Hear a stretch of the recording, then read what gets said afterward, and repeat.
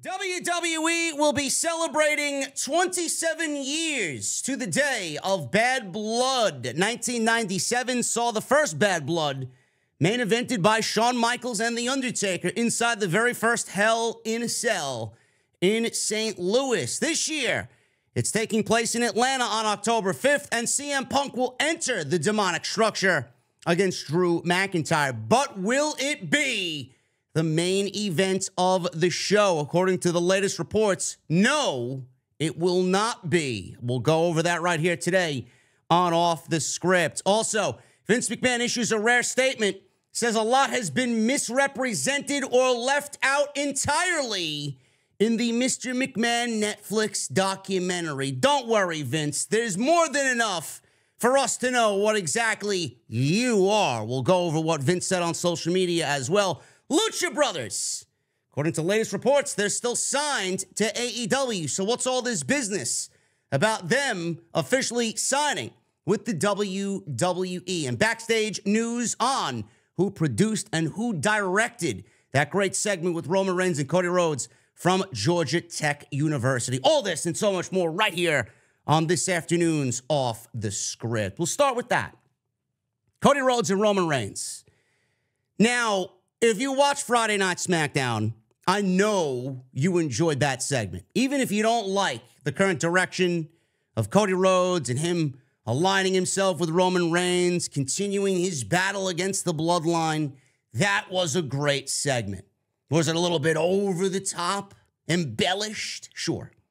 But that's what we love about professional wrestling. But the segment itself did so much to really create a great environment going into Bad Blood. What is Cody going to do when he teams with Roman Reigns? Is there going to be tension there? What does Kevin Owens think about Cody teaming with Roman? What does Randy Orton think about Cody Rhodes teaming with Roman Reigns at Bad Blood? Nobody knows. We don't know. We got a little bit of a glimpse of that on Friday night when they teased Kevin Owens turning heel on Cody Rhodes on Friday Night SmackDown towards the end of the show, but nobody really knows how they are both feeling. Why is Cody Rhodes teaming with Roman Reigns? He doesn't have to. He's the WWE champion. He ended everything that he needed to. He finished his story. He beat Roman at WrestleMania. He took care of Solo Sikoa. It is not his duty anymore. He's too much of a nice guy. Cody is too trusting. There's a lot of different directions this storyline could go in, and I'm very intrigued about what's going to happen after Bad Blood. But that segment at Georgia Tech University really set the tone for what's happening in Atlanta. This was after Reigns came to the aid of Rhodes last week to fend off the Bloodline after Cody defended the WWE title against Solo Sikoa inside a steel cage on SmackDown. Now Reigns and Rhodes will team together at Bad Blood to take on Solo and Jacob Fatu on October 5th. PW Insiders provided some backstage details, noting it was filmed earlier last week at Georgia Tech's Bobby Dodd Stadium. Jeremy Borash, who's the Senior Director of Content and Development in NXT, produced it with input as well from Paul Heyman. Borash, widely respected for his work with these types of segments, has become Triple H's right-hand man and genius on location for segments like this. WWE's Director of Character Development, Rob Fee, was also on scene for this production. It's great. It's great. I don't know what else to say, man. This was a great fucking segment. I want to see more segments like this, not only in WWE, but in professional wrestling, man. It really shows the maturity of the product. It shows the change in how we all look at pro wrestling. And if it could make the story that we are investing our time in better, then why not? And that's exactly what it did, man. It checked off all those boxes on Friday night. Was it a little over the top? Sure. Was it overly embellished? Sure. Did it need to be grand and oh my God, did it need to be cinema?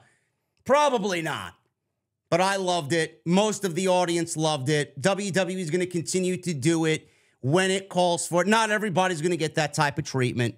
Not everybody's a Cody Rhodes or a Roman Reigns, so I'm sure that type of stuff will be saved for The Rock and Cody and Roman and the Bloodline, whatever the case may be. I loved it. I thought it was a great segment. Easily, by far and away, the best segment on Friday Night SmackDown, which right now just has this formulaic feel to it on Friday night, even after moving from Fox to the USA Network. So I'm looking forward to what they do at Bad Blood. I'm excited, and like I've been saying for the last several weeks, man, Bad Blood is certainly shaping up to be an all-time event. I love it. One of the best WWE pay-per-views probably all year. I'm very much looking forward to it. Vince McMahon, he issues a rare statement, says a lot has been misrepresented or left out entirely in the Netflix documentary. He posted this on social media.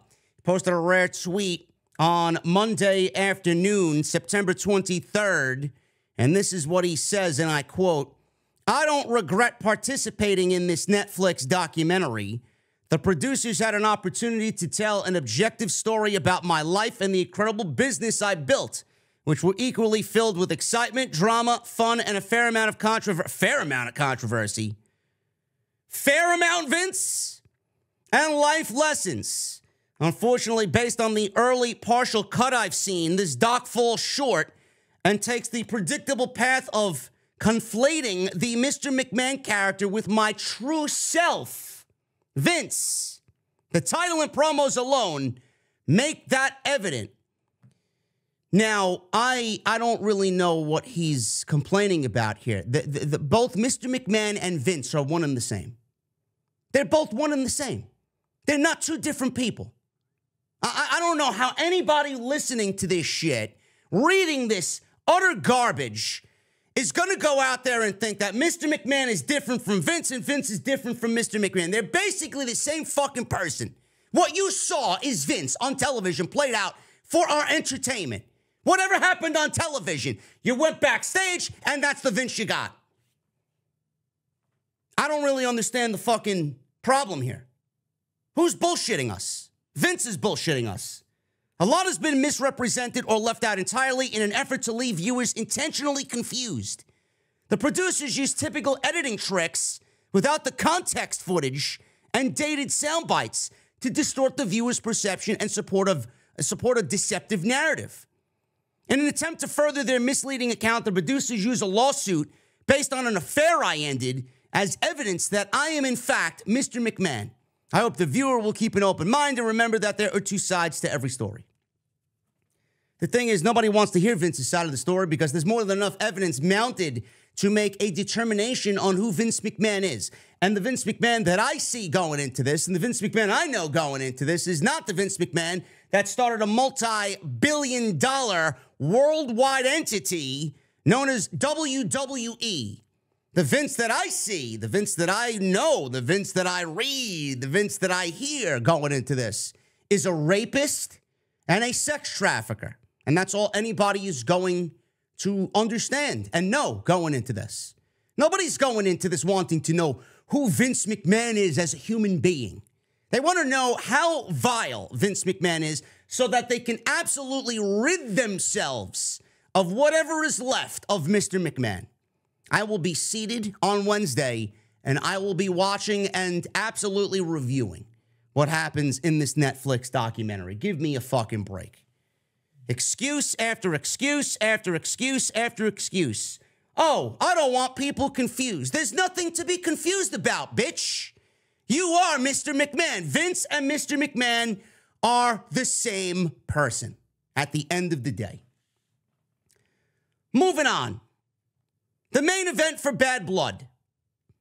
You all think it's going to be CM Punk and Drew McIntyre inside Hell in a Cell. I don't want to be the bearer of bad news, but Bad Blood is not going to be main evented by the Hell in the Cell. Cody Rhodes and Roman Reigns, they filmed their vignette and promo at Georgia Tech University, and the working plan internally was to have that match against the Bloodline, Solo Sikoa and Jacob Fatu, close the PLE. Cody Rhodes is from the area, and WWE is having a school band play him in. That should be really cringy. Now, the report says from Fightful that they are told Roman Reigns' connection to the, city and who he is in Atlanta, being that he played football there, also played a role in this decision. With the show still 2 weeks away, anything can change, but as of last week, Rhodes and Reigns versus Solo Sikoa and Jacob Fatu will close Bad Blood. Listen, I'm going to tell you exactly how I feel right up front. You are celebrating the anniversary of this show 27 years ago that was main evented by The Undertaker and Shawn Michaels inside Hell in a Cell. The first Hell in a Cell or Hell in the Cell that WWE has ever produced. 1997, 27 years later, to the day, the same name of the show and the same concept that was born 27 years prior, and you're not going to main event Bad Blood with CM Punk and Drew McIntyre? Now, to me, that sounds a little ridiculous. But who am I? I'm only a content creator on YouTube.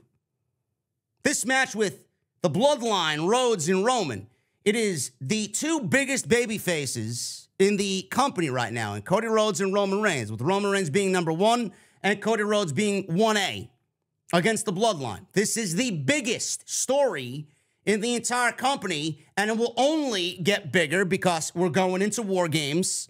We're going into WrestleMania season. The Rock will inevitably be back by that Netflix Monday Night Raw. And then WrestleMania will start to take shape, which will be Rock and Roman potentially, or Rock and Cody Rhodes potentially. And the Bloodline story will continue well past WrestleMania. I mean, this thing, how many times has Paul Heyman says we're not even in the third fucking inning yet? With the amount of Samoans they keep bringing in, I mean, we're still in the fucking third inning.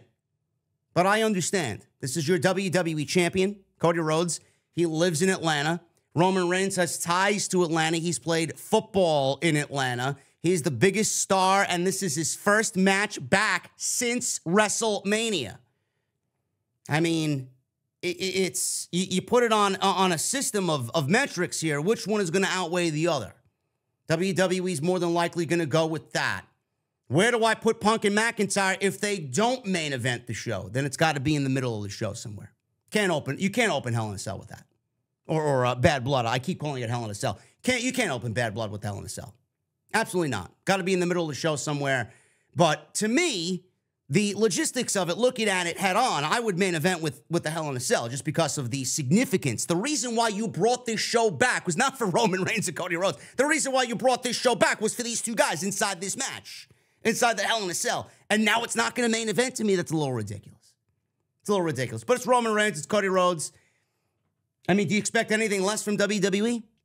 Their two biggest guys, they're going to main event with them, and it's their biggest storyline. That's what they're going with. We'll see what happens. We got 2 weeks still left to go. Anything could change for sure. And the Lucha Brothers. There was a report last week that WWE had officially signed both Pentagon Jr. and Rey Fenix to WWE contracts. This week, reports emerged that the Lucha Brothers signed, and then it was quickly debunked. Now, while it is expected that WWE is their ultimate destination, a number of WWE sources confirmed to Fightful that these two are not signed yet. One even indicated that they believe Rey Fenix is still technically under contract with AEW and that the transition to WWE won't be as smooth as expected. AEW sources have not confirmed Rey Fenix contract status. Both wrestlers remain on the AEW's official roster page. When we've asked AEW and WWE in an official capacity on the status of either talent, they, Fightful, have not gotten any answer. Regarding word that merchandising was underway, Lucha Blog noted on Twitter that WWE is quickly making Lucha Brothers merch while AEW didn't. Talking point is little apples and oranges. Those trademarks were out there months ago. They're getting WWE own gimmicks and their merch. They held on to some merch rights with AEW, a wholly different setup. Penta had told numerous people throughout the summer that he was expecting to go to WWE and had been in contact with the company. He also told people that he spoke with that he and Phoenix were a package deal and they preferred to go to the main roster upon immediate signing to WWE. So I don't know what's happening with Rey Fenix. Like the report said, Rey Fenix is the one that's not confirmed, and it's not going to be as easy of a transition or as smooth of a transition. I don't know. The last report that we read was that Penta's contract was up at the end of August, and that Phoenix's contract was up somewhere towards the end of September. Now we're rapidly approaching the end of September. The one holdup with Rey Fenix is that Tony Khan could absolutely add time injured on top of his existing deal, which would prevent him from being a free agent at the time he wants with Penta at the same time, and them going to WWE at the same time. Now, I could sit here and tell you that Tony Khan's not going to do that, but I don't know Tony Khan. Tony Khan, when he wants to be petty, Tony Khan's going to be petty. I don't think he would be petty with two AEW originals. I mean, these guys were at the start of the company. They created some of the greatest foundation that this company had laid down in AEW. They were an integral part of that tag team division. They were AEW. You watch them and what they do in the early days of AEW. They were just as much AEW as anybody there. I don't know why Tony Khan would do them dirty. Tony Khan loves professional wrestling too much. He appreciates the Lucha Brothers for what they did for his company too much. It's Tony's fault that they don't have a more prominent role on television. And if Tony wants to use them, they still are able to work because they said so. But Tony hasn't used them in a meaningful way, even when they were both still signed to AEW earlier this year. He didn't do much with them. What did he do with them? He didn't do anything with them. They were just another couple of guys getting lost in the shuffle and two guys that AEW was clearly moving on from. And I said this about Miro. Miro and the Lucha Brothers are not one and the same, because I do think Tony values the Lucha Brothers more than he does Miro. Miro's a complete fucking flop and a failure. But Tony hasn't used the Lucha Brothers. And if you don't plan on using them, then why are you paying them? If you don't plan on utilizing them and making them a priority at this stage of the game, just let them walk. If Penta is ready to walk and his contract is up, wish him well in his future endeavors. If Rey Fenix has a contract up, but there's injury time looming that you are able to add, you don't add it. You let him walk when his contract is up. Don't be petty with Penta and Phoenix. Now, I don't think Tony's going to do that, because Tony doesn't really operate that way. If you did Tony dirty, then Tony can play dirty, and he can play dirty all he wants. But the Lucha Brothers didn't do anything dirty to Tony Khan. They didn't do anything dirty to AEW. They want out. They want out because it's the best move for their career. You cannot fault them for that. So no matter how many reports you see, I believe Fightful's report. I do. But no matter how many reports you see that they are not signed to WWE yet, I am basing my opinion on the fact that they are on their way there. They are. They will end up there no matter if it's September, October, November, December. It doesn't matter. 2025, it doesn't matter. They will be in WWE no matter how long it takes. And when they go there and when they get to WWE, a main roster push is what I would expect to happen for them. Now, in regards to that, a lot of people are probably saying, well, if the Lucha Brothers make it to the main roster, then why not the Motor City Machine Guns? I said this in my last extra that I uploaded in regards to the Lucha Brothers being a part of that video. The Lucha Brothers and the Motor City Machine Guns are not one in the same. The Motor City Machine Guns reportedly requested to go to NXT.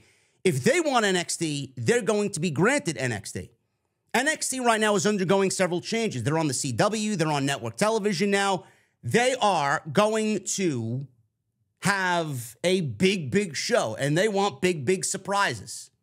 Motor City Machine Guns are going to be a part of that. The Lucha Brothers, their bodies are banged up.